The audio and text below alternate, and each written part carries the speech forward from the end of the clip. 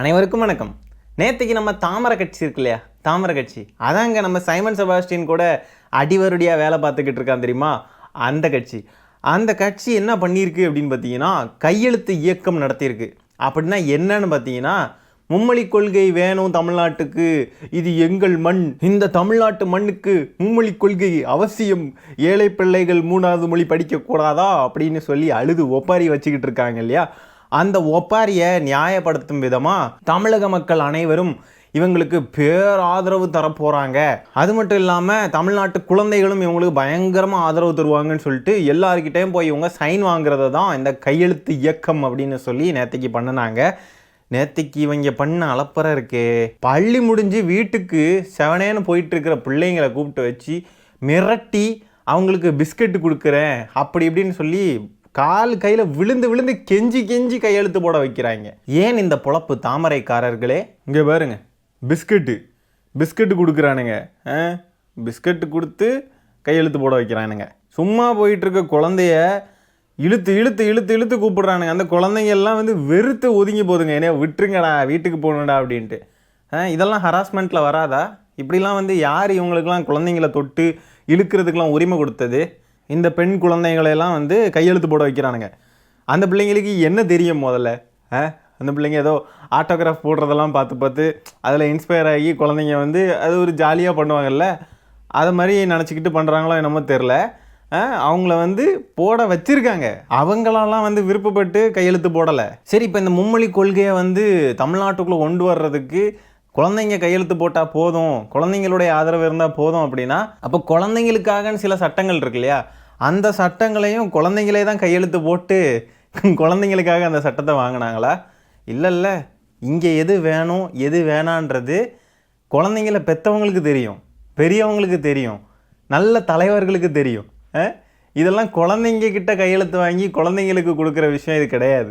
இன்றைக்கி கையெழுத்து போட்டாங்களே அந்த குழந்தைங்க, சில குழந்தைங்க ஒரு ஃபேண்டசி மைண்டில் கையெழுத்து போட்டிருப்பாங்க.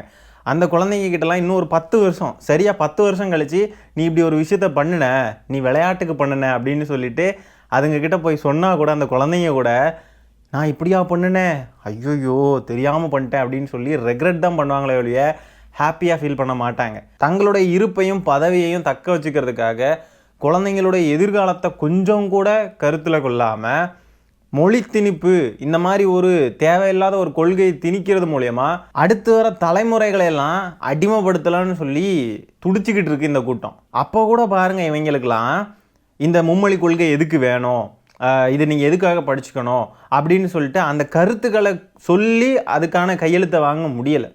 அப்போ கூட பிஸ்கெட்டை கொடுத்து மிரட்டி அடாவடி பண்ணி வம்படியாக இழுத்து கொண்டு தான் கையெழுத்து போட வைக்கிறாங்க. கைபர் வழியில் வந்தவங்களுக்கு அப்படி தானே, இதெல்லாம் பழக்கப்பட்டது தானே. 3வது மொழியாக ஹிந்தி எதுக்குடா படிக்கணும், என்னத்துக்குடா நாங்கள் படிக்கணும்னு கேட்டதுக்கு பதில் இன்னைக்கு வரைக்கும் வரல.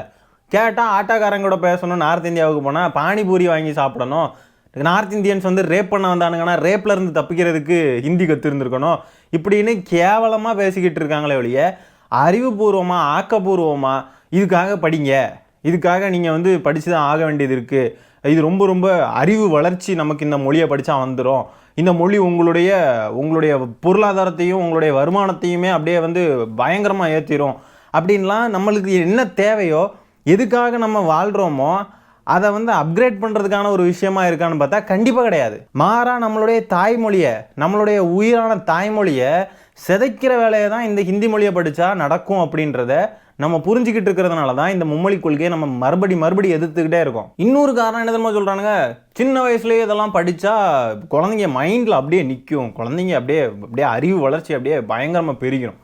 எதுக்கு படிக்கணும்னு கேட்குறேன். சரி பதியட்டும், அது தேவை இருக்கிறவங்க படிப்பாங்க. இப்போது தமிழும் ஆங்கிலமும் மட்டும்தான் படிக்கணும் அப்படின்ட்டு இங்கே கிடையாது. நம்ம தமிழ்நாடு ஒன்றும் அப்படி ஒன்றும் இல்லை. படிக்கணும்னு நினைக்கிறீங்களா படிங்க, அதுவே அப்போ மும்மொழி கொள்கை தான். ஏன் 3 மொழி தானே இல்லை, நீங்கள் 10-15 மொழி கூட படிங்க. ஆனால் இங்கே தமிழும் ஆங்கிலமும் தான் முதன்மை மொழிகள். தமிழ் தாய்மொழி, ஆங்கிலம் நம்ம பிற மக்களுடைய கம்யூனிகேட் பண்ணுறதுக்கான மொழி. இது ரெண்டையும் தாண்டி எங்களுக்கு இன்னொரு மொழி எதுக்குன்னு கேட்குறோம். எதுக்கு? தேவையில்லை. ஹிந்தி வேணுமா படிச்சுக்கிறோம், தெலுங்கு வேணுமா படிச்சுக்கிறோம், மலையாளம் வேணுமா படிச்சுக்கிறோம், எந்த மொழி வேணால் படிச்சுக்கிறோம். அதுக்கான தேவை இருக்குன்னா மட்டும் படிச்சுப்போம். இப்போ எதுக்கு படிக்கணும்னு தேவையை சொல்லுங்கள். தேவையை மட்டும் சொல்ல மாட்டானுங்க, மீதி எல்லாத்தையும் பேசுவானுங்க. இது வரைக்கும் இவனுங்க கேட்ட கேள்விகளுக்கு சரியான பதில் சொன்னதே கிடையாது. அப்படியே காற்றுல தூவிக்கிட்டே ஓடுறது. ஓடாதடா, நில்லுடா பதில் சொல்லுடான்னு சொன்னால் பதிலே சொல்ல மாட்டானுங்க.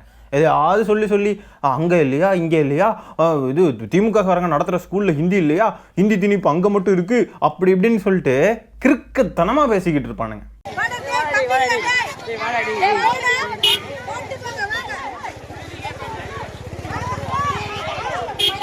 டேய் வாங்கடா, கையெழுத்து போட்டு போங்க வாங்க.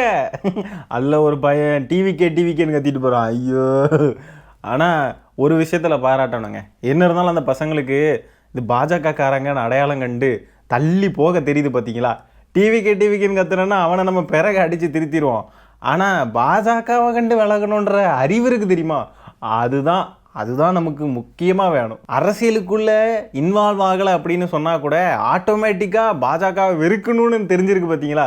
ஹேட்ஸ் ஆஃப்டா. தங்களுடைய அரசியல் லாபத்துக்காக குழந்தைங்களை பயன்படுத்துறது இருக்கு இல்லையா, குழந்தைங்களை கட்டாயப்படுத்தி கையெழுத்து போட வைக்கிறது சட்டப்படி குற்றம் தானே. இவங்கெல்லாம் எப்படி இதை சர்வசாதாரணமாக பண்ணுறாங்க? நம்ம பள்ளி கல்வித்துறை அமைச்சர் அன்பில் மகேஷ் அவர்கள் பார்த்தீங்கன்னா இதுக்கு கடுமையான நடவடிக்கை எடுக்கப்படும் அப்படின்னு சொல்லி உறுதியளிச்சிருக்காரு.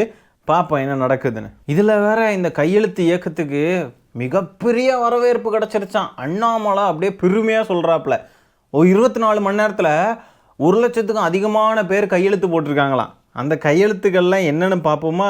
இங்கே பாருங்க.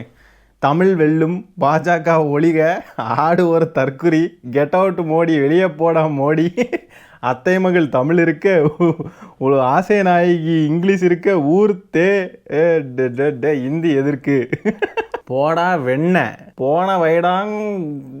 சைமன் செபாஸ்டியன் டைலாகுங்க. தாமரை மலராது, அண்ணாமலை இத் தூ, ஹிந்தி தெரியாது போடா, பிஜேபி சீட்ஸ் டிஎன், தமிழ் திமுக. பாஜக தமிழ் மொழிக்கு என்ன செஞ்சிருக்கு? பாஜக நாங்க நிறைய இன்னைக்கு பிரைம் மினிஸ்டர் தமிழகத்துல நாங்க அதே இப்ப நான் என்ன உங்கள்ட்ட சொல்றது, வந்து போகுதம்மா என்னமெல்லாம் மும்மொழி கொள்கை அம்மா, எண்ணங்களுக்கு ஏற்றபடி கிறுக்குத்தனமா உளருவோம் அம்மா. சரி மக்களே, இந்த காணொலியை நான் இதோட எண்ட் பண்ணிக்கிறேன். இந்த வீடியோவில் நம்ம பேசியிருக்கிற விஷயங்களை பற்றி உங்களுடைய கருத்துக்கள் என்னன்றதை கமெண்ட்டில் பதிவு பண்ணுங்கள். வீடியோ பிடிச்சிருந்தா ஒரு லைக்கை தட்டி 4 பேருக்கு ஷேர் பண்ணுங்கள். முக்கியமாக நம்ம சேனலை சப்ஸ்கிரைப் பண்ணி வச்சுக்கோங்க. மீண்டும் இன்னொரு காணொலியில் சீக்கிரமாக உங்களை சந்திக்கிறேன். அது வரைக்கும் டடா பை, டேக் கேர். கழுகுமலையில் டேஸ்டா புரோட்டா சாப்பிட நல்ல கடை. பரோட்டானாலே அது மாறன் பரோட்டா கடை தான். மாறன் புரோட்டா கடை, கோவில் வாசல், கழுகுமலை. அது மாறன் பரோட்டா கடை தான். பாஜக நாங்க நிறைய இன்னைக்கு பிரைம் மினிஸ்டர் தமிழகத்துல நாங்க